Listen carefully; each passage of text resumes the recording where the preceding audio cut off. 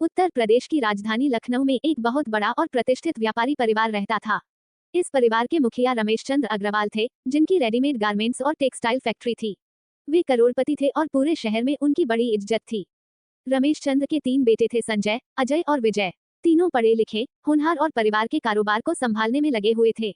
संजय सबसे बड़ा था, फिर अजय और फिर सबसे छोटा विजय। समय बीतता गया और तीनों भाइयों की शादियां हो गईं।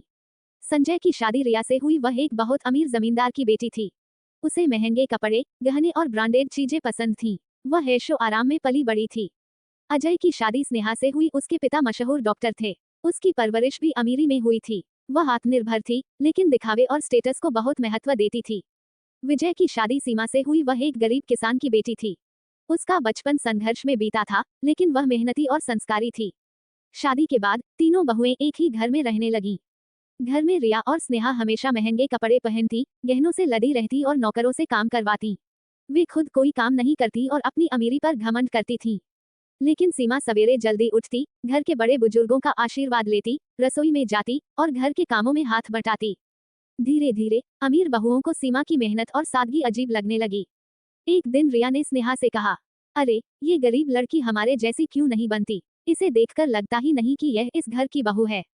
स्नेहा हंसते हुए बोली, शायद इसे ब्रांडेड चीजों के बारे में पता ही नहीं। गरीब जो ठहरी। सीमा को ये बातें चुभती थी, लेकिन वह चुप रहती थी। वह जानती थी कि अमीर बहुओं का घमंड एक दिन टूटेगा। समय बीतने लगा। एक दिन रमेश चंद्र अग्रवाल अचानक बीमार पड़ गए। अब सासू माँ को उनकी बहुत सेवा करनी थी। रिया और स्नेहा ने साफ मना कर दिया, हमें तो पार्लर जाना है, हमारे पास समय नहीं। हम डॉक्टर बुला देंगे, हमें खुद कुछ करने की जरूरत नहीं। लेकिन सीमा ने पूरी रात अपने ससुर जी की सेवा की, उनके पास बैठी रही और उनका ध्यान रखा। धीरे धीरे रमेश चंद्र ठीक हो गए। उन्होंने सीमा की तरफ देखा और कहा, बेटा, असली बहू वही होती है जो घर परिवार के लिए समर्पित हो। अब सीमा की इज्जत घर में बढ़ने लगी। कुछ महीनों बाद रमेश चंद्र का बिजनेस घाटे में चला गया। अब रिया और स्नेहा, जो हमेशा ऐशो आराम में रही थीं, परेशान हो गईं। वे अपने महंगे शौक पूरे नहीं कर पा रही थीं। एक दिन दोनों ने अपने पति से कहा, अगर पैसे नहीं हैं, तो हम इस घर में नहीं रह सकती। और वे अपने मायके चली गईं। अब घर में सिर्फ सीमा और विजय बचे थे। सीमा ने अपने पति से कहा, घबराओ मत, हम मेहनत करेंगे और सब कुछ ठीक कर लेंगे।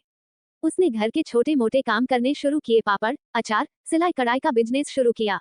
विजय ने भी मेहनत की और दोनों ने धीरे धीरे पैसा कमाना शुरू कर दिया। सीमा की मेहनत रंग लाई। उसके बनाए हुए अचार और पापड़ बड़े बड़े बाजारों में बिकने लगे। धीरे धीरे बिजनेस बढ़ने लगा और विजय ने भी अपने नए स्टार्टअप से मुनाफा कमाना शुरू किया। अब वे फिर से अमीर हो गए। तभी रिया और स्नेहा वापस लौट आईं। उन्होंने कहा, हमारी शादी इस घर में हुई है, तो हमारा भी हक बनता है।